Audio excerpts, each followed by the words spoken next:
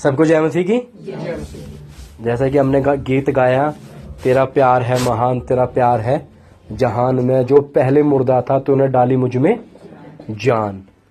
हम क्या थे? अपने जीवन के अंदर हम मुर्दा थे, ऐसे मुर्दा थे कि हमारे अंदर से बांस मारती थी, हमारे कामों के अंदर से, हमारे बोलने से, हमारे चाल चलन से, हमारे देखने से, हमारे सोचने से जो कुछ था वो ऐसा उठता था कि अगर कोई पास खड़ा होके एक सही व्यक्ति उस बात को सुन ले, समझ ले, तो उसको लगता था कि इस व्यक्ति में से बांस आ रही है, बू आ रही है, क्योंकि हमारी सोच, हमारे विचार, हमारे चाल चलन इसी प्रकार का था, इसी प्रकार का हमारा चाल चलन था। तो इसलिए गीत में क्या लिखा? मैं जो पहले मुर्दा था तूने डाली मुझ में जान। मेरी सूरत बिगड़ी हुई थी, मेरा ये मन था खाली, तूने सींचा लहू से ताकि होवे हरियाली। ये एक उद्धार पाए हुए व्यक्ति का क्या है? एक गीत है, उसका आनंद का क्या है? ये एक गाना है जो इस बात को समझता है कि परमेश्वर ने मेरे जीवन को बदल दिया है, मेरे जीवन को तब्दील कर दिया, मेरे जीवन के अंदर परिवर्तन आ गया है। उस अनुभव से ये लिखा हुआ एक गीत है, तेरा प्यार है महान, तेरा प्यार है जहान, मैं जो पहले मुर्दा था तूने डाली मुझ में जान। मतलब एक व्यक्ति को ये बात समझ आ रही है कि पहले एक मैं मुर्दा था। जब तक हमें ये भाव नहीं आएगा अंदर कि पहले मैं मुर्दा था, मेरे काम बुरे थे, जब तक उस व्यक्ति को प्रभु यीशु मसीह के उद्धार की वो गंभीरता समझ नहीं आएगी कि प्रभु का जो उद्धार है वो कितना महत्वपूर्ण है, वो कितना मूल्यवान है। ये बात जब तक समझ नहीं आएगी, जब तक एक व्यक्ति को अपना पिछला जीवन और आज के जीवन में फर्क नजर नहीं आएगा। यदि हमारा पहले जैसा जीवन है और आज भी वैसा ही जीवन है, तो सवाल उठता है कि हमारा उद्धार हुआ है या नहीं हुआ। हमने प्रभु यीशु मसीह को पीछे चलने के लिए उसके पीछे फैसला किया है या नहीं किया। ये हमारे जीवन में क्या उठता? सवाल उठ जाता है। तो जिस प्रकार से हम सीखेंगे उस प्रकार से हमें ये समझना है, हमने अपने जीवन को जांचते हुए प्रभु में आगे बढ़ना है, क्योंकि समय नजदीक है, प्रभु का आना नजदीक है। प्रभु हमें हर एक को चाहता है कि एक व्यक्ति को चाहता है कि प्रभु व्यक्तिगत तौर से क्या करे? तैयार कर दे। उसके जीवन में प्रभु क्या देखता? बदलाव चाहता है।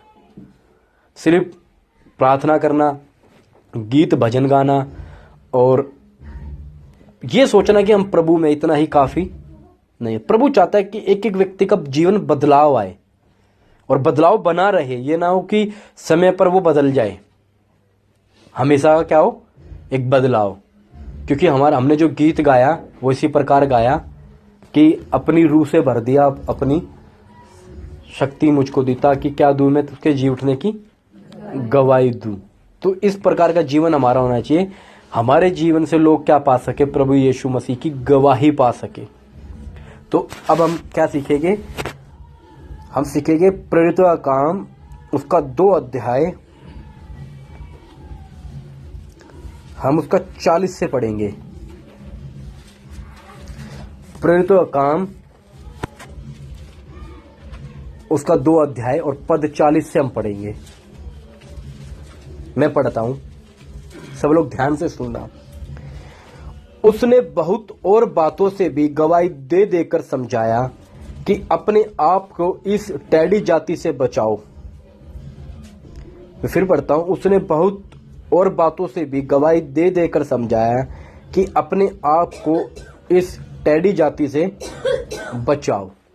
आइए हम प्रार्थना करें। हालेलुया। तेरा धन्यवाद करते मेरे महान परमेश्वर पिता, तेरा धन्यवाद करते प्रभु, जो भी अंधकार की शक्ति कार्य कर रही है, उस अंधकार की शक्ति को, इस वातावरण को प्रभु तेरी आत्मा के अनुकूल होने के लिए प्रभु कृपा दे। हर अंधकार की शक्ति के प्रभाव को बांध देते, हर एक व्यक्ति के द्वारा जो भी परेशानी डालती है, अंधकार की शक्ति को हम दूर करते, एक एक की बुद्धि समझ खुल जाए प्रभु यीशु मसीह के नाम में। तेरे वचन को गंभीरता से समझने के लिए प्रभु, जिस जीवन से तू खुश रहता प्रभु, जिस जीवन की तू चाहता है हमसे प्रभु, वैसा जीवन जीने के लिए हमें कृपा दे। पवित्र प्रभु यीशु मसीह अब सहायता करे। जो भी अंधकार की शक्ति यहाँ कार्य कर रही है, मैं स्वर्गदूत को मसीह यीशु में होकर आज्ञा देता हूँ, हर एक आत्मा को अरेस्ट कर लिया जाए प्रभु यीशु मसीह के नाम में, दूर हो जाए सब अंधकार की शक्ति।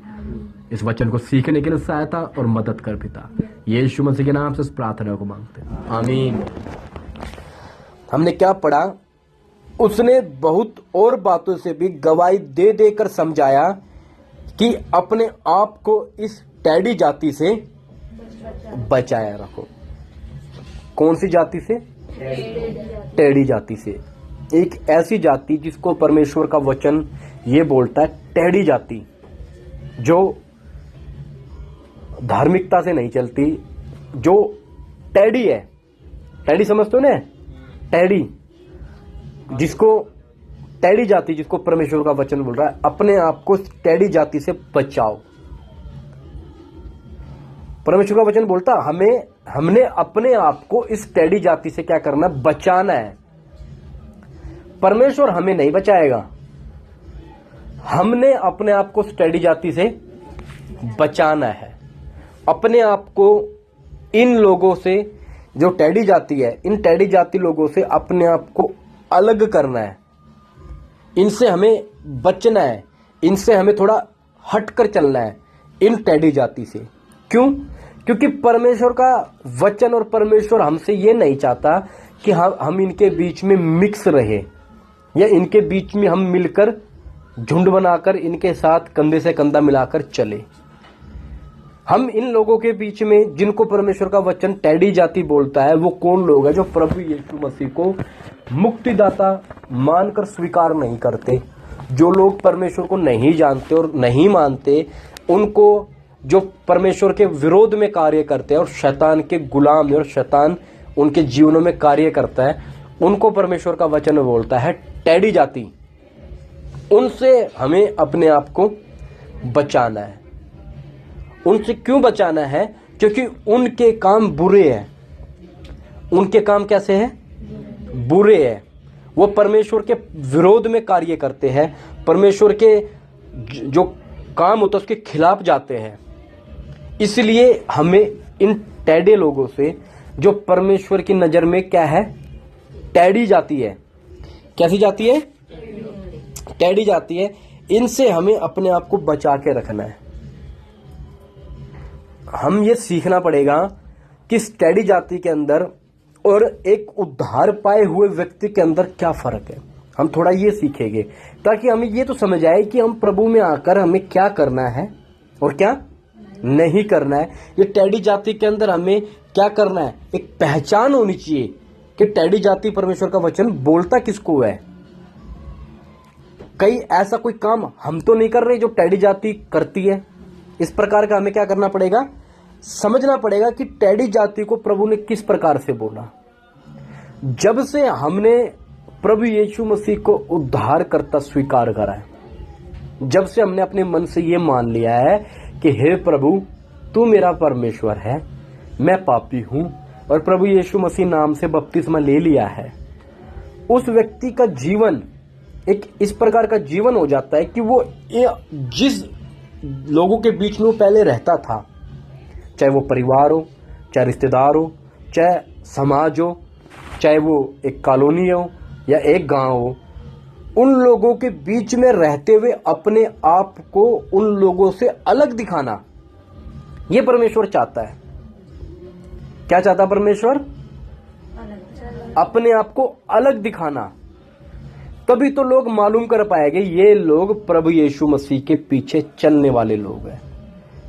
यदि हम उन्हीं प्रकार के काम, जिस प्रकार के वो काम करते हैं, जिस प्रकार के ये सब काम होते, यदि हम भी वो काम करने लगे, तो लोग कैसे पहचान पाएंगे कि हम में और उनमें क्या फर्क है? नहीं मालूम चल पाएगा। क्यों नहीं मालूम चल पाएगा? टैडी कहने का मतलब इन लोगों को हर काम में पाप करने में मजा आता है। पाप करे बिना ये लोग रह नहीं सकते। कौन? जिनको परमेश्वर का वचन टैडी जाति बोलता है। जिनको परमेश्वर का वचन क्या बोलता है? टैडी जाति। इन लोगों से परमेश्वर कहता है अपने आप को बचा के रखो।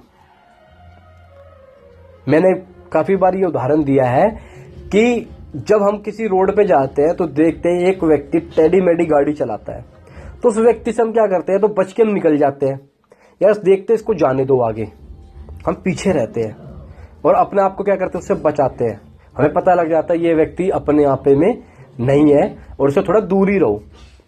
तो जिस प्रकार हम गाड़ी से बचते, इसी प्रकार हमने इन टैडी जाति लोगों से, अन्य जाति लोगों से जो प्रभु को नहीं जानते, हमें बचना है।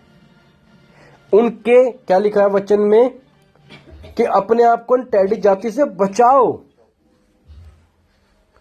उनके कामों में हमने साथ नहीं देना, उनके कामों के अंदर हमने हाथ नहीं डालना, उन जैसे काम भी हमने नहीं करने। अब हमने ये बात समझनी है कि क्यों हमें परमेश्वर का वचन इस बात को बोलता है, क्यों हमें प्रभु इस दुनिया से, इस टैडी जाति से अलग करना चाहता है, क्यों प्रभु हमें एक अलगदाई का जीवन देना चाहता है। ये बात हमने समझनी है। आप लोगों ने या मैंने जब प्रभु यीशु को धारणकर्ता समझा और जाना है, तो हमें ये सोचना पड़ेगा कि हम क्या सोचकर प्रभु में आए थे, क्या समझकर हम प्रभु में आए थे। ये हमें समझना पड़ेगा, सोचना पड़ेगा। मेरी बात समझ रहे हो ना? हमें ये समझना पड़ेगा, सोचना पड़ेगा।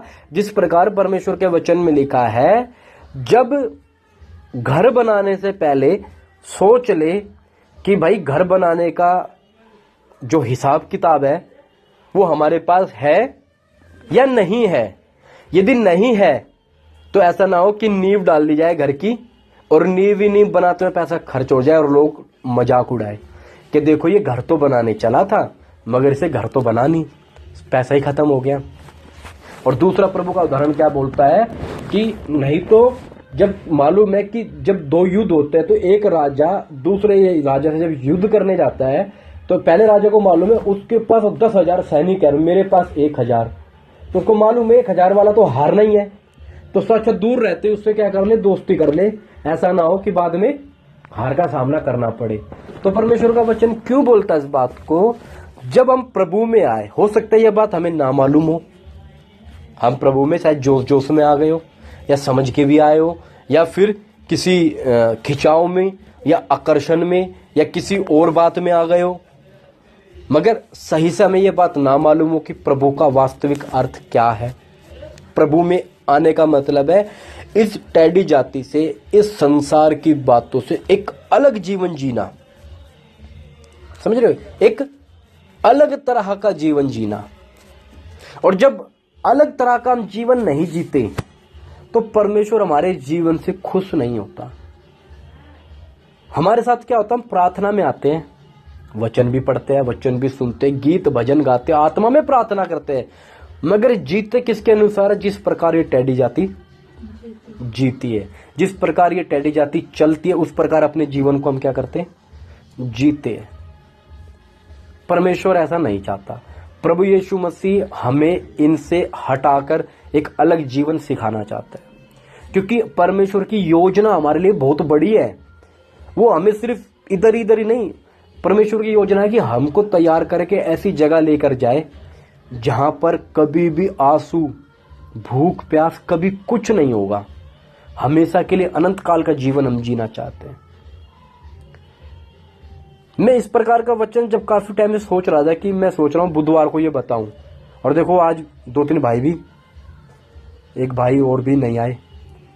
शैतान प्रोग्राम करता है, जैसे प्रोग्राम आज गीत चल रहा है ये, क्यों?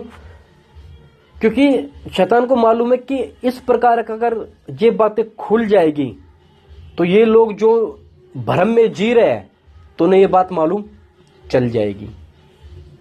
शैतान बड़े प्यार से धोखे के साथ हर एक विश्वासी को, हर एक प्रभु के जन को फंसाता है, बड़े धोखे के साथ। समझ रहे हो बात को? जब आप लोगों ने देखा होगा अदन में जब आदम था, पवित्र था, पाप नहीं किया था, बिल्कुल ठीक था।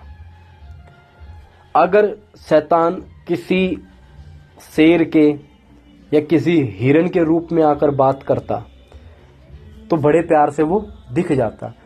सांप के रूप में आकर उस सांप के क्या बोलते हैं, उस सांप को इस्तेमाल करा। क्यों? क्योंकि सांप जब आता है बड़े प्यार से आता है, आवाज भी नहीं करता और आके चुपचाप बैठ जाता है। पाप इसी प्रकार, और ये जो टैडी जाति वाले जो काम है हमारे जीवन में इसी प्रकार आते हैं, और हमें मालूम भी नहीं चलता कि हम वो काम कर भी रहे हैं, और हमें पता भी नहीं चल रहा। हमें ये लगता है कि हम तो कोई पाप कर ही नहीं रहे, मगर होता क्या है हमारे साथ कि वो पाप हो रहा है मगर पता भी नहीं चलता। ये शैतान का बहुत बड़ा क्या है, एक ऐसी गुप्त भेद की ऐसी कुछ चालाकियां जो चलाता है। जब आदम ने पाप किया तो वो नंगा हो गया। नंगा होने के बाद उसने क्या कार्य किया, अपने पाप को छुपाने के लिए, अपने पाप को छुपाने के लिए क्या काम किया उसने, अंजीर के पत्ते, पेड़ों के पत्ते से अपने लिए क्या कर लिया, अपने नंगेपन को ढका। आज हमारे साथ भी शैतान इसी प्रकार का खेल खेलता है। हम जब अन्य जाति की तरह टैडी जाति वाले जब काम करने लग जाते हैं तो हमें भी प्रार्थना का या किसी और प्रकार का लिफाफा या लिबाज पहनाता है कि क्या होता है कि इस प्रकार काम हो जाता है कि हम प्रार्थना में तो है तो मगर पाप भी करवा रहा है। अंजीर के पत्ते तो है मगर भीतर क्या है, नंगापन। वो नंगापन शैतान इस प्रकार के क्या करता है, एक चालाकी चलाता है हमारे साथ। बेटा इधर आ, जाना नहीं, इधर आ, बैठ जा, इधर सो जा, इधर आ जा, बैठ जा, इधर सो जा, उठ के नहीं जाना है, बैठ। तो किस प्रकार क्या करता, चालाकी चलाता है। प्रभु क्यों हमें अलगदाई का जीवन जीना चाहता है। हम मत्ती 10:34 से पढ़ेंगे। मत्ती 10:34 थोड़ा विषय समझना, क्योंकि ये विषय कभी बताता नहीं हूं, इसलिए क्योंकि धीरे धीरे सीखना है। और भाई निकालो जब पढ़ो। यह न समझो कि हाँ, मैं पृथ्वी पर मिलाप कराने आया हूँ। देखो, यह ना समझो कि मैं पृथ्वी पर क्या कराने आया हूं। ये प्रभु यीशु मसीह बोलता है अपने लोगों से, अपने चेलों से, उस भीड़ से जो पीछे होती है। यह ना समझो कि मैं पृथ्वी पर मिलाप कराने आया हूं। आगे, मैं मिलाप कराने नहीं, हाँ, पर तलवार चलवाने आया हूँ। मैं तो आया हूँ कि मैं मिलाप कराने नहीं वरन तलवार चलाने आया हूं। मैं तो आया हूं कि मनुष्य को उसके पिता से, हाँ, और बेटे को उसकी माँ से, हाँ, और बहू को उसकी सास से, हाँ, अलग कर दूं। देखो, अलग कर दूं।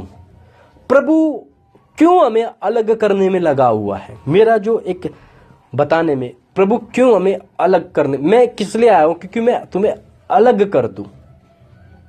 मैं तुम्हें अलग करने आया हूं। एक अलगदाई का प्रभु हमें जीवन देने आया कि हम अलग होकर चले। मैं इसलिए आया हूं कि तुम्हें पिता से, बहू से, मां से, बेटे से, पोते से, कोई भी हो, एक अलग कर दूं। एक अलग होकर, परिवार में तो हम रह रहे हैं, रिश्तेदारों में रह रहे हैं, मगर एक अलग जीवन प्रभु अलग करने आया है। तभी तो मालूम चलेगा ना कि ये व्यक्ति प्रभु यीशु मसीह का पैरोकार है, प्रभु के पीछे चलने वाला व्यक्ति है। यही तो एक व्यक्ति है जो किसी बात में समझौता नहीं करता। क्यों अलग कराना है, क्यों प्रभु तलवार चलाना है। बहुत सी जगह सोचते कि तलवार प्रभु तो झगड़ा लड़ाई कराने इस प्रकार आया। नहीं, तलवार ये वचन जो दो धारी तलवार से भी तेज है, ये वचन, इस चीज की तलवार चलाना। जब हम अपने परिवार में, अपनी रिश्तेदारी के अंदर, अपनी दोस्ती के अंदर, अपनी जगहों के अंदर जब इस वचन को रखकर हम बात करेंगे ना, तो हमारे परिवार में, हमारे दोस्त में, हमारी रिश्तेदारी में, हमारे माँ बाप में तलवार चल जाएगी। ये वचन हमें अलग कर देगा। पिता कहेगा ये काम करना, हम कहेंगे नहीं, वचन में लिखा नहीं, तलवार चल गई। माँ कहेगी ये काम करना, बहू से बहू कहेगी नहीं ये काम नहीं, या बहू कहेगी ये काम करना, सास कहेगी मुझे ये काम नहीं। ये तलवार, इस तलवार को हमेशा, हर बात को, हर चीज को, इसको क्यों समझना है, क्योंकि इस तलवार को हम नहीं चलाते। टैडी जाति हमें किन बातों में फंसा लेती है, जिन बातों को करने के लिए परमेश्वर का वचन मना करता है, उन्हीं बातों के अंदर हम फंस जाते हैं। इसलिए परमेश्वर का वचन हमें यह बोलता है, अपने आप को टैडी जाति लोगों से बचा के रखो। मैं अब थोड़ा थोड़ा अगर खोल के बताऊं तो समझना कि टेडी जाति को थोड़ा खोल के बताता हूं, टेडी जाति वाले काम क्या क्या होते हैं, क्योंकि हम मोटा मोटा तौर पर समझ जाते हैं। अगर हम इस बात को बोला जाए और समझा जाए तो समझना, जब हमने प्रभु यीशु मसीह में अपना जीवन दे दिया, जैसा मैंने बताया, भाई सोच लो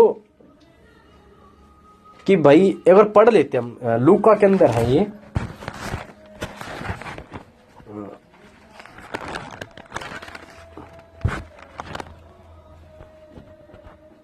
लूका का पढ़ेगा हम 14 से लेकर 14 अध्याय उसका 28 पढ़ेंगे हम। नीरज भाई पढ़ो, कोई दिल निकलता जिससे। तुम में से कौन है जो गढ़ बनाना चाहता हो, हाँ, और पहले बैठकर खर्च न जोड़े कि पूरा करने की सामर्थ मेरे पास है। नहीं, मैं पढ़ता हूं, एक मिनट रुको। तुम में से कौन है जो गढ़ बनाना चाहता हो, प्रभु का वचन बोलता है कि तुम में से कौन है जो गढ़ मतलब घर, अपना ठिकाना बनाना चाहता हो और पहले बैठकर खर्च ना जोड़े। ऐसा कोई है? कोई भी काम करते हैं पहले बैठकर खर्च जोड़ते हैं कि भाई ये काम करना है, ये काम इस तरीके से होगा, नहीं होगा, 50,000 रुपये पड़े हैं, काम में 55,000 का रहने दो भाई। अगर करना है तो कहते हैं 2-3 चीजें हटा दो, उसको 50 में लेकर आओ काम को। यही करते हैं ना हम, कोई भी किसी प्रकार का काम हो यही करते हैं हम। तो लिखा है पहले बैठकर खर्च ना जोड़े कि पूरा करने की ताकत सामर्थ्य मेरे पास है कि नहीं। कहीं ऐसा ना हो कि जब वह नींव डाले पर तैयार ना कर सके तो सब देखने वाले कहकर उसे ठट्ठों में उड़ाने लगे, यह मनुष्य बनाने तो लगा पर तैयार ना कर सका।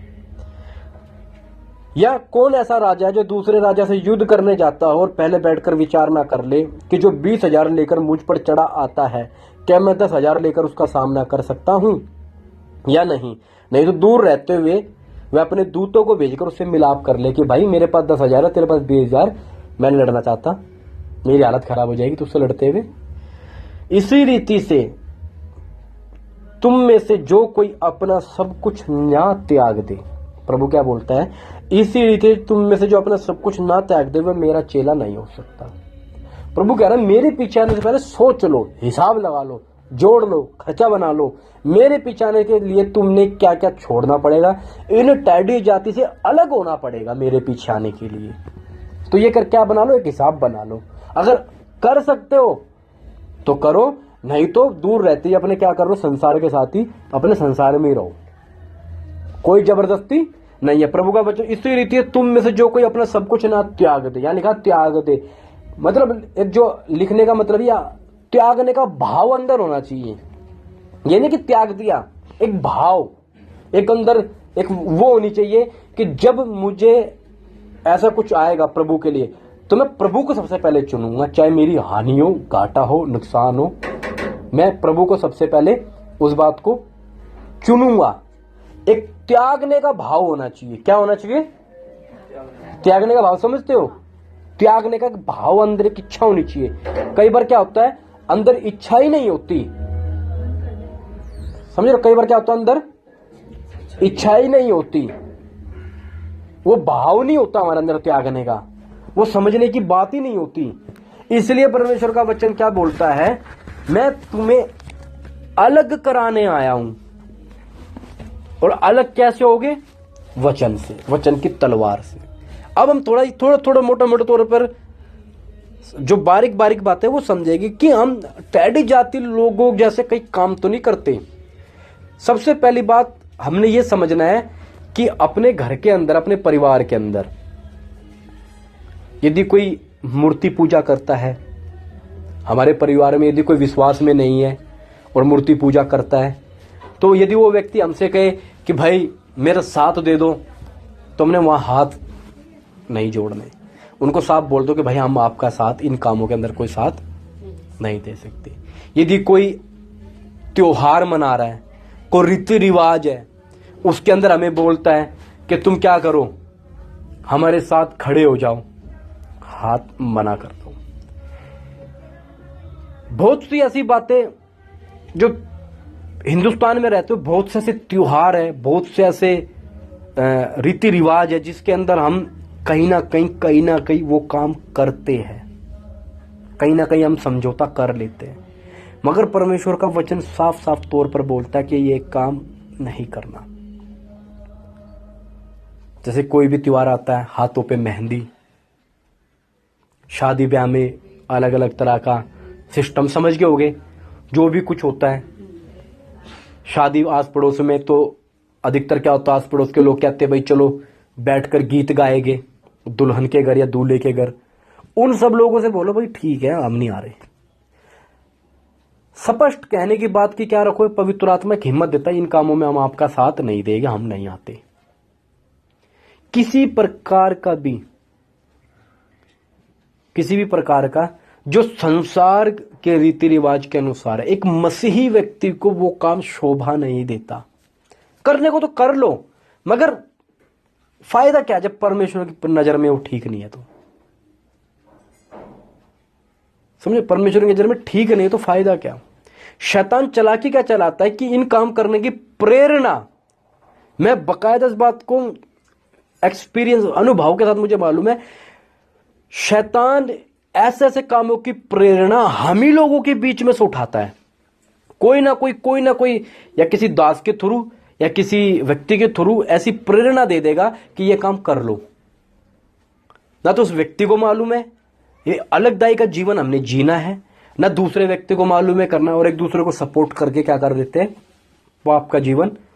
कहने का मतलब उस संसार का जीवन, एक आनंद का जीवन, वो ये भूल जाता है कि मैंने मसीह के पीछे आने का एक फैसला किया था, अपना सब कुछ त्यागने का एक भाव रख कर आया था कि मैं मसीह के पीछे एक अलगदाई का जीवन जीकर चलूंगा।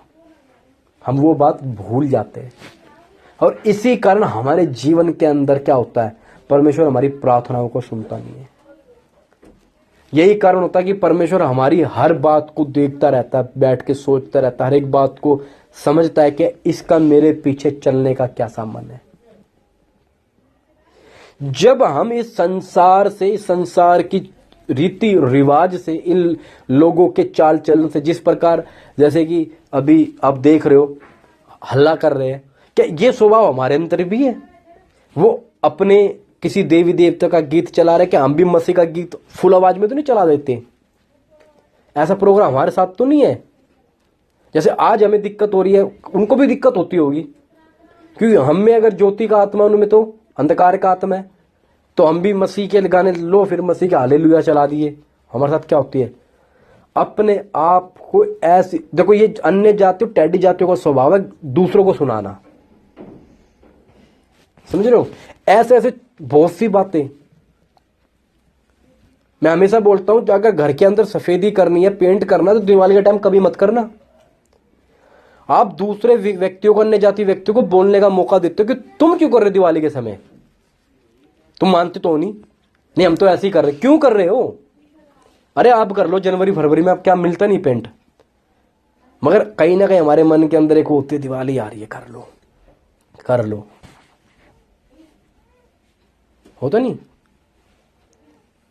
हमारे कल्चर में तो कोथरी सीधे भी जाते हैं, हमारे जाते हैं ना। ये इन बातों से अंदर कहीं ना कहीं हम फंसे पड़े हैं, और कहीं ना कहीं उन नंगेपन के अंदर पत्तों को पहना देते हैं हम। समझ लो बात को। ऐसा प्रोग्राम क्यों होते हैं? क्योंकि कहीं ना कहीं अभी भी इन बातों में सम्मिलित है हम इन बातों से पूरी तौर से अलगदाई जीवन नहीं जी पा रहे। जिस समय जिन बातों को मैं समझना, इन बातों को, ये बहुत सी ऐसी छोटी छोटी बातें हैं। रास्ते में कहीं लंगर हो रहा है, रास्ते में कुछ हो रहा है, अरे खाना ही तो खा लो। तो वचन सीखने का मतलब ये होता है कि अपनी भूख को कंट्रोल करते हुए वहां से निकल जाओ।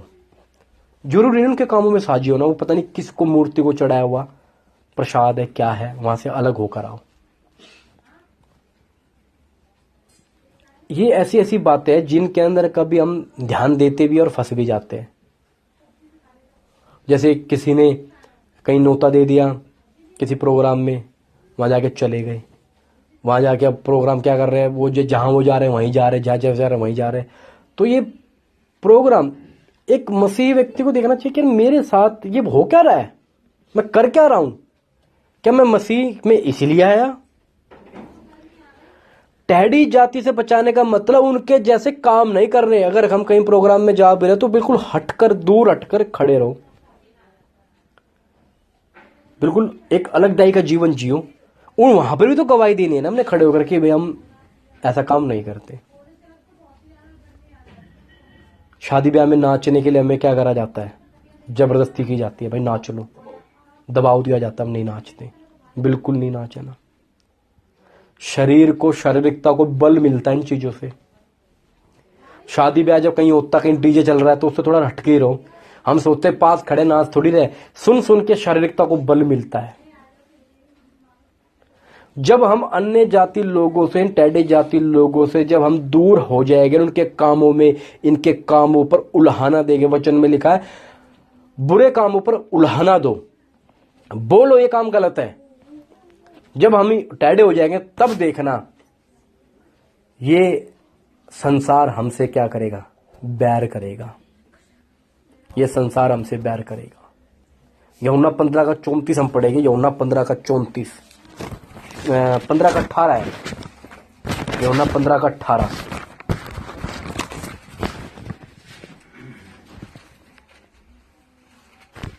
यदि संसार तुमसे बैर रखता है, हाँ, तो तुम जानते हो कि उसने तुमसे पहले मुझसे बैर रखा।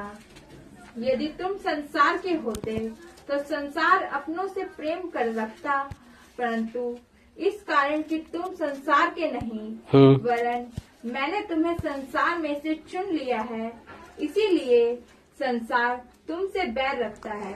मैंने संसार में से तुम्हें चुन लिया है, मतलब चुन लिया है, इसलिए संसार तुमसे क्या करता है? बैर रखता है। जैसे कि ये एक कप, प्लेट, ग्लास, कटोरियां रखी हुई है। अगर मैं परमेश्वर हूं, मैं ऐसे चुन लूं, चुना ना मैंने ये, तो ये जो बाकी लोग सब उधर रह गए, मैं तो उधर आ गया, तो सारे क्या करेंगे? मेरा जीवन तो अलग है ना अब, और उनका जीवन अलग है। तो परमेश्वर ने हमें चुन लिया है, इसलिए सारे लोग हमसे क्या करते हैं? ये संसार हमसे बैर करता है। यदि इतना याद रखना, हम कहते हैं कि सबसे मेल मिलाप का जीवन रखो। किस चीज में? भाईचारे में, समाज में, हर चीज में। यदि हम उनके कामों में साझी हो रहे हैं और उनका बहुत अच्छा प्यार प्रेम हमारे साथ है, एक प्यार समझना, घबरा, इसमें गड़बड़ मत करना। एक तो हमारा स्वभाव के अनुसार हाय हेलो दुआ सलाम सबसे है। किसी की दुख तकलीफ में हम काम आते हैं, किसी के घर में मौत हो जाती है तो पौलुस बोलता रोने वालों के साथ रो, हंसने वालों के साथ हंसो। मौत होगी वहां जाकर खड़े हो जाओ, उनके दुख को समझो, मगर एक अलगदाई के जीवन के साथ, एक अलगदाई के जीवन के साथ। ये नहीं उनके कामों में हम साझी हो जाएं। बहुत से लोग अपने में क्या होता है, लकड़ी लेने के लिए जब जाते हैं तो लकड़ी देते हैं, हाथ जोड़ते हैं, ऐसे करते हैं। फिर अंतिम समय में वो पता नहीं क्या डालते हैं, गोला वोला बारूदा सा डाल देते हैं, ऐसे करके दूर खड़े होते हैं। जाओ, साथ जाओ, खड़े हो जाओ, अलग होके आ जाओ। फिर अपने साथ होता क्या? अलगदाई का जीवन। ऐसी बहुत सी बातें हैं कि वहां से शमशान भूमि से जब हम आते हैं तो कुछ लोग क्या होते हैं, पानी मारते, छिड़काव करते हैं। कुछ लोग जाते घर में नहाते हैं। मैं ना जाने कितनी बार किसी के साथ इस मौत के अवसर पर गया हूं, मैं कभी आकर नहाता नहीं। वो क्यों नहाते हैं? क्योंकि उनके मन में क्या बात है, कुछ ना कुछ हो जाएगा। हमारे जीवन में क्या? हमारे जीवन में कुछ है ही नहीं। एक दुख का समय था, हम दुख के समय एक पड़ोसी को, एक अच्छे पड़ोसी होने के नाते हमने साथ दिया, खड़े होकर आ गए, मगर उन जैसे हमने काम नहीं करे कि वो लोग ऐसे करते हैं। तो ऐसी सी बातों में ये हमें कौन बताएगा? ऐसी बातें ये वचन बताता हमें। जितना हम वचन पढ़ेंगे उतना हमें मालूम चलेगा अलगदाई जीवन जीने का तरीका क्या है। और इसके अंदर हमने क्या देखा कि एक बार हम ये भी पढ़ेंगे, यूहन्ना 3:19 पढ़ेंगे हम। यूहन्ना 3:19 का 20।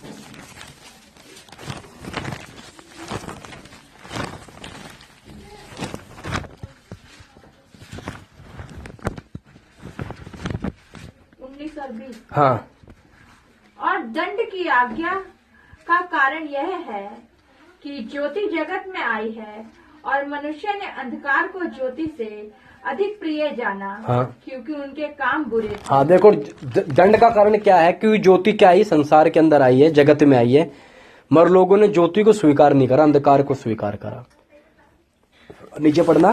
क्योंकि जो कोई बुराई करता है, हाँ, वह ज्योति से बैर रखता देखो, है। जो कोई बुराई करता है वह ज्योति से बैर करता है और ज्योति के निकट नहीं आता। हाँ, ऐसा ना हो कि उसके कामों पर दोष लगाया जाए। उसके कामों पर दोष लगाया जाए आगे किस भी। परंतु जो सत्य पर चलता है वह ज्योति के देखो, निकट आता है। जो सत्य पर चलता है, एक अलगदाई का जीवन, मालूम है, एक अलगदाई का जीवन। मेरा जब बपतिस्मा भी नहीं हुआ था ना, मैं तब से प्रभु की दया से अलगदाई का जीवन जीने की पूरी कोशिश करता हूं। और ना जाने मेरे खिलाफ कितने लोग हैं जो हमेशा ये सोचते हैं कि ये कब समय मिले, कब इसको पीट दे, क्योंकि मुझसे इतना चिढ़ते हैं। किन बातों से लेकर? क्योंकि उनके हर बुरे काम के अंदर मैं कभी उनका साथ नहीं देता, उनको डायरेक्ट उल्हाना देता हूं कि ये काम ठीक नहीं है। कितने लोग कट जाते हैं मुझे देखकर। क्यों? क्या लिखा है यहाँ पर? क्योंकि ज्योति से बैर रखते हैं और जो कोई बुराई करता है वह ज्योति से बैर रखता है और ज्योति के निकट नहीं आता। हमें प्रभु यीशु मसीह ने जो ज्योति है, हमें क्या जगत की ज्योति ठहराया, हमारे निकट ही नहीं आता। और मैं लोगों को देखता हूँ, मसीह भाइयों को पता नहीं कैसे पटती है अन्य जातियों के साथ उनकी, समझ नहीं आती कहानी। कहीं ना कहीं तो घपला है, कैसे पटती है कहानी। हाय हेलो एक अलग बात है, और एक उसके बाद बिल्कुल मैं बताने का उसके साथ ऐसी पटनी बात को एक ऐसा समझना कि, तो ये कहीं ना कहीं क्या होता है, हम समझौता कर कर चल रहे हैं। और परमेश्वर का वचन ये कहता है, वो कभी समझौता नहीं करता। जैसे आप लोग कभी बस में गए हो ना, 2 व्यक्तियों की सीट होती है, तीसरा व्यक्ति होगा ना जानकार आ जाए तो होती 2 व्यक्ति की, तीसरे को कहते हैं आजा बैठ जा, वो बीच में एडजस्ट हो जाता है आगे पीछे के। वचन ये नहीं कहता हो कोई नहीं, अच्छा थोड़ा बोलेगा झूठ, कोई नहीं आजा थोड़ा बोल लियो। वचन कहता है या तो अंधकार या ज्योति, बीच में कोई सवाल ही पैदा नहीं होता। या तो आप गलत कर रहे हो या तो आप कर ही नहीं रहे, समझ रहे हो? या तो कर रहे हो या तो कर ही नहीं रहे। बीच की बात नहीं है कि नहीं नहीं नहीं ऐसा नहीं होता। मेरे पास कई बार लोग आते हैं, कुछ गलत सलाह लेकर आते हैं, मैं हमेशा उन्हें करेक्शन की सलाह करके देता हूँ, नहीं भाई ये काम नहीं। कई लोग आते हैं, भाई मैं बुरा काम करके पैसा कमाना चाहता हूँ, मैं कहता हूँ नहीं भाई तुम्हारे बच्चे बेकार हो जाएंगे, करना है तो मेहनत करो, कुछ बिजनेस खोल लो। उनको तो बुराई चढ़ी हुई दिमाग में, तो ये कहते यार तेरे समझ नहीं आएगी, जाओ भाई मेरे समझ नहीं आ रही, हम गलत सलाह नहीं देंगे। एक मसीह होने के नाते मैंने कई बार बताया भी, हम हर प्रकार का काम भी नहीं कर सकते। चाहे भूखे हो, अगर हमें शराब की दुकान पे नौकरी मिल रही है तो ना करना, भूखे मर जाना। ये नहीं कि नौकरी तो नौकरी करनी पड़ेगी। हर प्रकार का काम नहीं कर सकते हम। ब्याज पर पैसा नहीं दे सकते, ब्याज पर पैसा क्या कर सकते, ले सकते हैं। ब्याज का पैसा, समझ रहे हो इस चीज को? ब्याज का पैसा जो परमेश्वर का, फोन बंद कर लो, ब्याज का पैसा परमेश्वर इस ब्याज के पैसे घृणा करता है। यदि हमने किसी को उधार देना तो ऐसे ही दे दो और ऐसे ही ले लो। और परमेश्वर का वचन बोलता है अगर देने की वो रखते हो तो कभी वापसी रखने की उम्मीद मत करना। दे दे अगर उसकी मर्जी उस पर होगा तो कभी दे देगा। समझ आ रही मेरी बात? एक अलगदाई का जीवन, यह ना होगा अभी सुन लिया, अभी गंभीर हो गए और फिर वही अगले दिन आज फटे चख लेने दे, अगले दिन फिर वही प्रोग्राम सारा। ऐसा नहीं, एक अलग दिन जी को देखो ना, कुलमुली लगती है अंदर, बैठा नहीं जाता बंदे से, यार कैसे करूं क्या करूं। एक समय था जब नया नया विश्वास में आया था, जो लोग दिवाली होली मनाते, मैं घर में छुप के बैठा रहता था। क्यों? अंदर का जो शारीरिक मनुष्य उछाल मारता था, मैं जा बाहर जाके खेल, चुपचाप बैठा रहता था। कंट्रोल मार के कंट्रोल करा, तब जाकर कोई फर्क नहीं पड़ता, दिवाली हो होली कोई मतलब नहीं, पड़ा रहे सब कुछ। अंदर से वो भाव ही चला गया इनके प्रति, त्याग दिया, सब कुछ छोड़ दिया, खत्म कर दिया। इस प्रकार का हिसाब जब हम अपने जीवन में रखेंगे, देखना हकीकत में जो अंधकार के लोग हैं, जो शैतान के लोग, वो कटने लग जाएंगे, वो बात भी नहीं करेंगे, बात भी नहीं करेंगे, नहीं चलेगा। परंतु जो सत्य पर चलता वह ज्योति के निकट आता है, ताकि उसके काम प्रकट हो कि वह परमेश्वर की ओर से किए गए। हमारे काम प्रकट होने चाहिए कि हम परमेश्वर की ओर से करने वाले व्यक्ति हैं। हमारे जीवन से देख के व्यक्ति कहना चाहिए कि ये व्यक्ति बहुत ठीक व्यक्ति है। मेरे साथ हुआ है, मैं अपने जीवन की बता रहा हूं। मेरे सामने एक व्यक्ति जो इतनी बीड़ी पीता था, मेरे सामने नू कहता भाई तेरे सामने पीने में डर लगता है।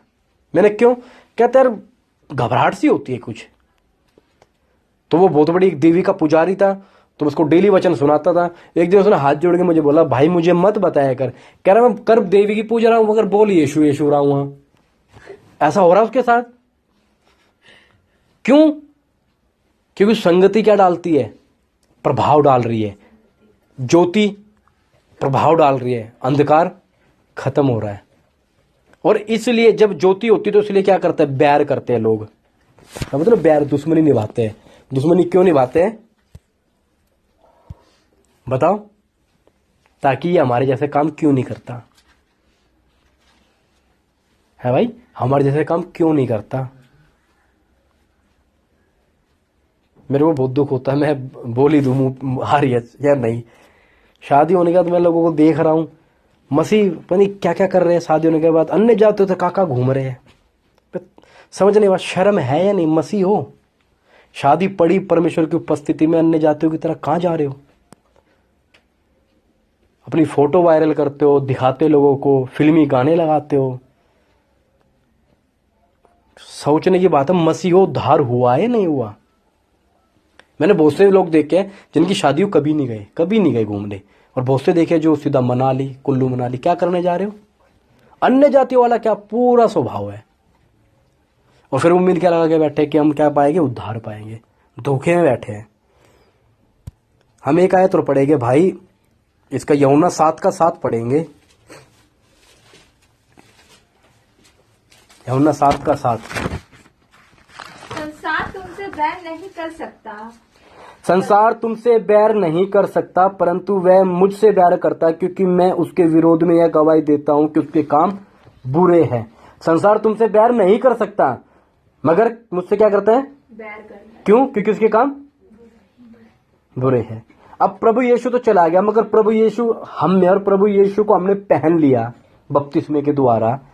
तो अब जो प्रभु यीशु मसीह का स्वभाव है, जैसे कि वचन में लिखा है कि तुम उसके स्वभाव में होते जाओ। जब यीशु के स्वभाव में मान लो हम होते जा रहे हैं, तो जो प्रभु ने काम किया वही काम हम करेंगे। हम भी लोगों को बोलेंगे और हमसे भी बैर करते हैं, और इसी कारण क्या करते हैं? हमसे बैर करते हैं, दुश्मनी निभाते हैं। और हमें क्या समझते हैं? बेकार व्यक्ति समझते हैं, हमें निकम्मा व्यक्ति समझते हैं, और पता नहीं किस किस प्रकार के कार्य समझते हैं। 15 का 18 तो हमने पढ़ ही लिया, और रोमी 8 का 6 से 7 तक भी पढ़ेंगे। नहीं आए तो क्यों पढ़वा रहा हूं? ताकि समझ आए। जो शब्द पवित्र आत्मा ने जो इस्तेमाल करे हैं वचन के अंदर, उसको थोड़ा समझे हम। रोमी 8 का, शरीर पर मन लगाना तो मृत्यु है। देखो, शरीर पर मन लगाना तो मृत्यु है, परंतु आत्मा पर मन लगाना जीवन और शांति है। आत्मा पर मन लगाना जीवन और शांति है। शरीर पर मन लगाना क्या है? मृत्यु। और आत्मा पर मन लगाना जीवन और शांति। अब शरीर पर मन लगाना है या आत्मा पर मन लगाना है? आत्मा में मन लगाओगे तो एक अलगदाई का जीवन जियोगे। सच कह रहा हूं, अलगदाई का जब जीवन जिएगे ना, संसार की तरह ना जीना। पता नहीं किस प्रकार के एक मसीही व्यक्तियों से परमेश्वर ये उम्मीद रखता है कि एक अलग जीवन जियो। एक मसीही व्यक्ति जब अलग जीवन जीता है, उसके जीवन में वचन में लिखा है कि धर्मी पर बहुत सी विपत्तियां तो पड़ती है, मगर यहोवा उनको छुड़ा लेता है, उनको बचा लेता है। उन पे कभी दिक्कत नहीं आएगी, परेशानी तो होगी, मगर धर्मी होगा ना, उसको दिक्कत नहीं होने देगा कभी। अलगदाई जब जीवन जिएगे तो जीवन के अंदर बहुत सी समस्याएं आएगी। अलगदाई जीवन जिएगे तो नौकरी छूटती है, घरों में झगड़े होते हैं, रिश्तेदारी खराब होती है, ना जाने क्या क्या काम होते हैं। मैं अपनी बताऊं, मैं रिश्तेदारी के अंदर शादी ब्याह में कभी कोई खास होता, सगे कोई होता है रियल में, तो दिन के दिन जाते और तुरंत वापिस। कोई इंजॉयमेंट नहीं रहा, कोई जीवन के अंदर वो नहीं रहा कि अरे फलाने बुआ या मामा के लड़के की शादी हम मजा करेंगे। भैया मजा खत्म हो गया, अब जाओ और तुरंत आ जाओ, बात खत्म। अपनी उपस्थिति वहां देकर आ जाओ, भाई आया था और चला गया। नहीं तो ऐसी जगह से क्या करो, हाथ जोड़ के रखो। हम संसार को और प्रभु को, ज्योति और अंधकार को साथ लेकर नहीं चल सकते, नहीं चल सकते लेकर, इसलिए रिश्तेदारी खराब हो जाती है। होने दो, प्रभु यीशु मसीह के नाम से होती है ना, होने दो। परिवार में झगड़े होते हैं ना, यीशु मसीह के नाम से होने दो। कई क्लेश तो ऐसे आते जीवन के अंदर जो मसीह यीशु के नाम से होते हैं, तो उसके अंदर ये कई बार सोचता है कि मैं झगड़ा क्यों कर रहा हूं। अरे झगड़ा मैं नहीं कर रहा, झगड़ा सामने वाला कर रहा व्यक्ति, क्योंकि उसको बात समझ। मसीह जीवन कैसा है, कष्ट का जीवन कब बनता है, जब हम अलगदाई का जीवन जीते हैं, तब हमारे लिए दुख का कारण बनने लग जाता है। क्योंकि परेशानी होने लग जाती है, रास्ते बंद होने लगते, रिश्तेदार साथ नहीं देते, समझ रहे हो, रिश्तेदार साथ नहीं देते। अभी जैसे कि हमारे एक भाई है, हम उनकी शादी में गया था, करीब 4 साल पहले की बात है, 3 या 4 साल पहले की। सुबह की शादी, सुबह सब पहुंच के 7 या 8 बजे, ऐसी साथ में घर है पड़ोसी, लोग इकट्ठा हुए घर में, प्रार्थना की, एक भजन संहिता पड़ा छोटा सा, सब जाकर बस में बैठे, घर से निकले, शाम को ले आए। अगले दिन कह रहे तुम्हारी शादी थी, कह रहे हम तो बहू भी ले आए। कह रही कब करी, कहाँ करी, कैसे करी, कह रहे हमारा तो ऐसी होती है। एक मसीह व्यक्ति का देखो ये अलगदाई का, किसी को कुछ नहीं बुलाना। उस भाई ने एक ही बात बोली, कह रहे भाई मेरे रिश्तेदार जो है ना, मसीह के कारण सब हट गए। मेरे रिश्तेदार, मेरी जो कलेसिया है वही मेरे रिश्तेदार है, वही मेरे भाई बहन है, उन्हीं को बुलाया, वही गए, शादी करके आ भी गए, बात खत्म। चर्च के लोगों को खाना खिला दिया, खत्म, बात खत्म। और यही अन्य जाति हो तो कम से कम 10 दिन पहले हल्ला उठाएंगे, पता नहीं क्या क्या काम करेंगे। शादी वाले दिन, फिर अगले दिन, और जब तक दारू पी के इधर उधर लेट ना जाए, जब तक तो मजा ही नहीं आता, शादी हुई नहीं। 2-4 व्यक्ति तो ऐसे भी होते हैं उसमें, तो मगर उन व्यक्तियों की क्या कोई मालूम है। मगर जो मसीही व्यक्ति के अंदर जो आदर और सम्मान के साथ, डर और भय के साथ जो शादी होती है, आदर और सम्मान का, उसको एक अलगदाई जीवन बोलते हैं। और उसी को मैं एक बात को बोला कि उसका सम्मान रखते हुए अलगदाई जीवन जो है ना, कि संसार की तरह कहीं कहीं जा रहे हो घूमने फिरने, उसका आदर रखो, सम्मान रखो उस बात का।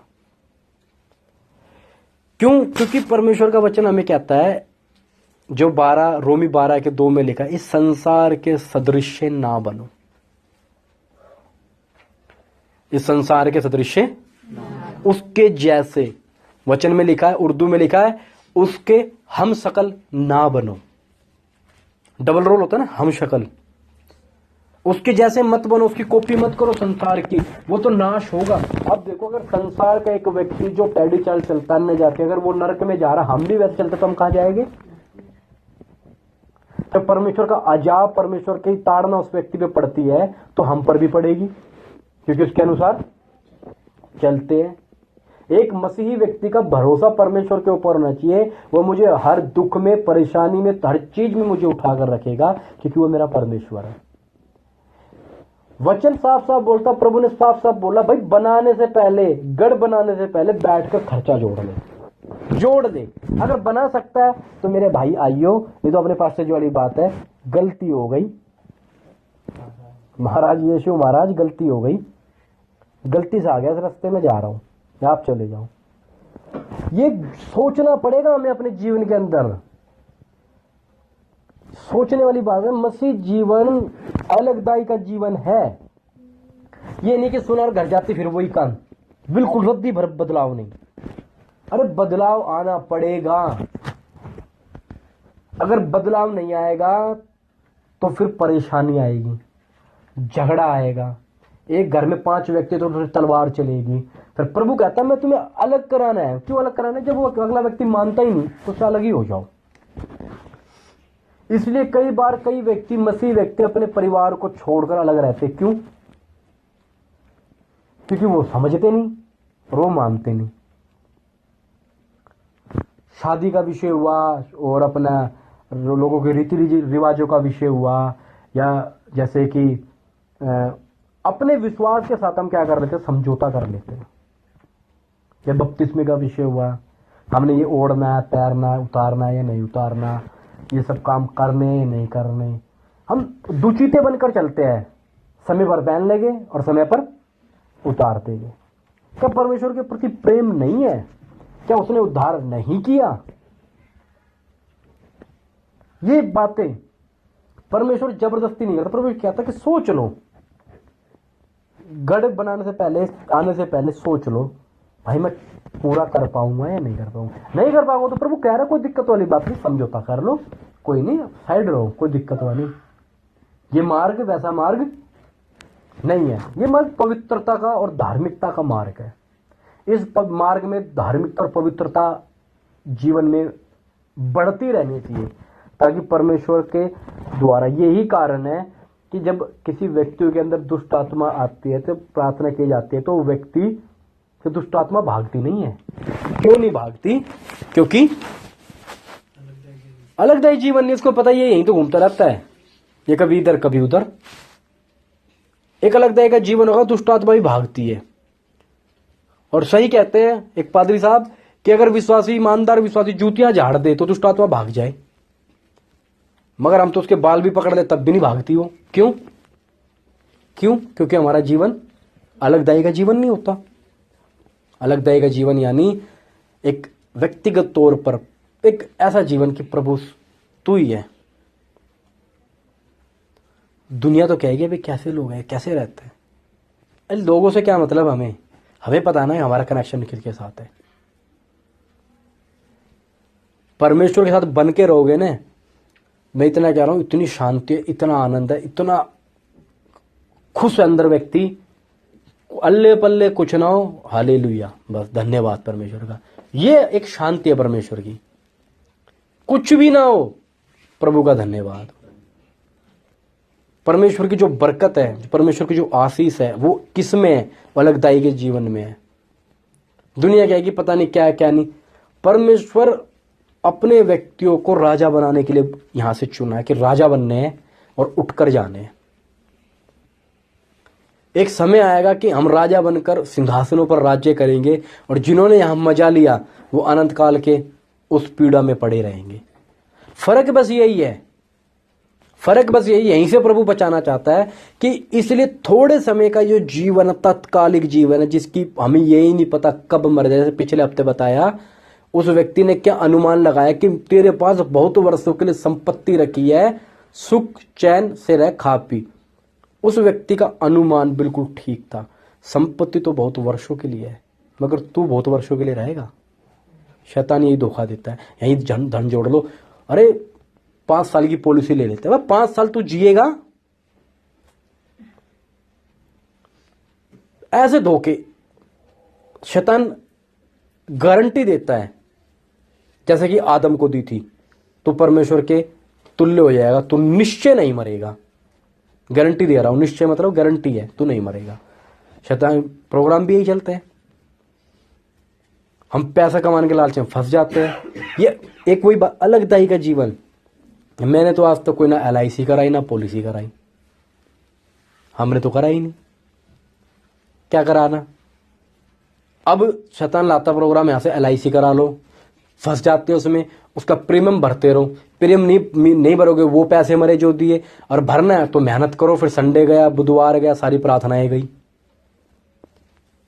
ये सारा प्रोग्राम अलगदाई, इसलिए बोलते अलगदाई का जीवन। हमारे बोलने में, हमारे चलने में, हमारे कपड़े पहनने में एक अलगदाई का जीवन। समझ रहे? अलगदाई का जीवन कि ये व्यक्ति अलगदाई का, हमारे बाल से लेकर, हमारी चाल से लेकर हर चीज एक अलगदाई जीवन होना चाहिए। दूसरे संसार के लड़के लड़कियों की तरह नहीं कि मसीह में भी है और गलत काम भी कर रहे हैं। ऐसे प्रकार का कोई क्या नहीं होना चाहिए, हमारे अंदर कोई दोष नहीं पाना चाहिए। इसलिए परमेश्वर बोलता है सिद्ध बनते जाओ, पक्के होते जाओ, अपनी मजबूती बनाते जाओ। ये है परमेश्वर का एक अलगदाई जीवन। बहुत सी बातें छोड़ छाड़ कर ये इतना मैं बता पाया हूं, जिसके अंदर भी मैंने, मुझे लगता है कुछ नहीं बता पाया। जो अगर एक एक बात को मैं खोल खोल कर बताऊं, एक एक बातों को प्रभु ने मुझे बड़ी बारीकी से समझाया, एक एक बातों को बहुत समझाया, बीते कई सालों से एक एक बात बारीकी की समझाया कि ये काम नहीं होना चाहिए, एक मसीह व्यक्ति को काम नहीं करना चाहिए, ये काम मसीह के लिए ठीक नहीं है, ये शोभा नहीं देती ये बातें। वचन के अंदर लिखा तुम अभी भी दिन त्योहारों को, इन सब चीजों को मानते हो। आज हमने ये दिन बनाया, आज हमने वो दिन बना लिया। इन सब बातों से हटकर परमेश्वर हमें ले जाना चाहता है अब हमें ये खोज में रहना चाहिए कि प्रभु तेरी उपस्थिति से जुड़ना मुझे, क्योंकि अनंत काल का जीवन जीना है हमने और यहां पर हमने छोड़कर एक दिन चले जाना है। तो इसलिए अपने थोड़े से समय के लिए अपने जीवन को बर्बाद ना करें। ये थोड़ा समय 70-80 साल ऐसे निकल जाएंगे, निकल भी गए, और मौत कब आए किसी को पता नहीं। तो इसलिए जो अनंत काल का जो निश्चय जीवन है, जो हमेशा का जीवन है, उसको थोड़े समय के लिए ना खोए। इसलिए थोड़े समय के लिए ना खोए। इसलिए परमेश्वर के जितने भी जन इसमें मिलते वो लगदाई का जीवन जीते थे। यूहन्ना बपतिस्मा देने वाला याजक का बेटा था, होना चाहिए उसको मंदिर में जंगल में पड़ा है। क्यों भाई? एक अलगदाई का जीवन प्रभु के लिए तैयार हो रहा है। नहीं तो वो भी याजक बनता, कभी तो उसकी समय आती, उसकी भी पारी आती, वो भी धूप चढ़ाने जाता। वो भी एक अलगदाई का जीवन जी रहा है। यीशु मसीह अलगदाई का जीवन जी रहा है। सबने एक अलगदाई का जीवन जिया। तो अगले हफ्ते बुधवार को हम थोड़ा सा फिर इसी से थोड़ा और सीखते हुए आगे चलेंगे, क्योंकि यही हमारे जीवन के अंदर बदलाव की बात है। और अपने आप को अपने आप के ऊपर काबू और नियंत्रण रखे, ताकि शारीरिकता और शैतान के किसी छलावे में ना फंसे, किसी छलावे में हम ना फंसे। एक एक पैसे का प्रभु हिसाब लेता है, एक एक समय का भी हमारा हिसाब ले लेगा कि कहां कौन सा व्यक्ति कितने पैसे खर्च करता है। ये सारी बातें सीखी है और आगे सीखते हुए आ रहे। प्रभु हर चीज को सिखाता। प्रभु ने क्यों बोला कि बचे हुए टुकड़े उठा लो, कोई भी टुकड़ा रोटियों का बेकार ना जाए।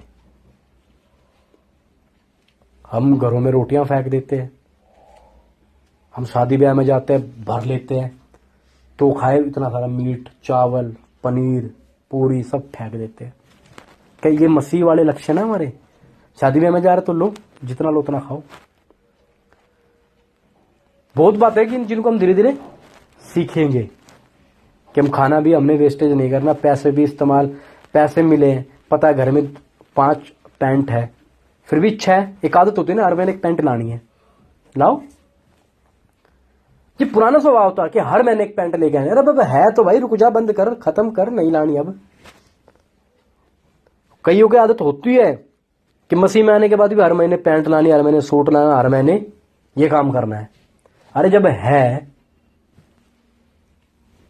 तुम मत लाओ ना, जब बिल्कुल फट जाए तब देख लेना। ये छोटी छोटी बातें हमारे पैसों को बचाती है, हमारे जीवन में अनुशासन लाती है और हमारे जीवन में हमें जीना सिखाती है। भूख पे कंट्रोल करना, कई लोगों को कंट्रोल नहीं होता भूख पे। कंट्रोल करो भूख पर हर हालात के अंदर, ठीक है। तो अगले हफ्ते भी हम थोड़ा इसी से आगे सीखते चलेंगे। इसी को अभी बहुत है, हल्के हल्के धीरे धीरे हम परमेश्वर की एक सिद्ध कलीसिया कैसी होती है उसको हम थोड़ा समझेंगे। हम थोड़े है ना, अगर इतने सिद्ध बन जाए, इतने तैयार हो जाए, प्रभु का धन्यवाद, हमारी मेहनत, हमारा बैठना सफल हो जाएगा। बस हमें ज्यादा जरूरत नहीं, इतना ही हम सफल हो जाए, प्रभु का धन्यवाद। और जो मसीह की तरह नहीं चलता उसको छोड़ दो, उसको जाने दो अपने हिसाब से। मेरा तो यही स्वभाव है, जो नहीं चलता उससे तो थोड़ा अलग ही रहो कि भाई तू ठीक है, अपने हिसाब से तू रह, मगर हमारे बीच में अड़ंगा मत बनने की कोशिश करो। तो इसीलिए प्रभु में मजबूत बनना, प्रभु में आत्मा में तैयार होना है। ठीक है।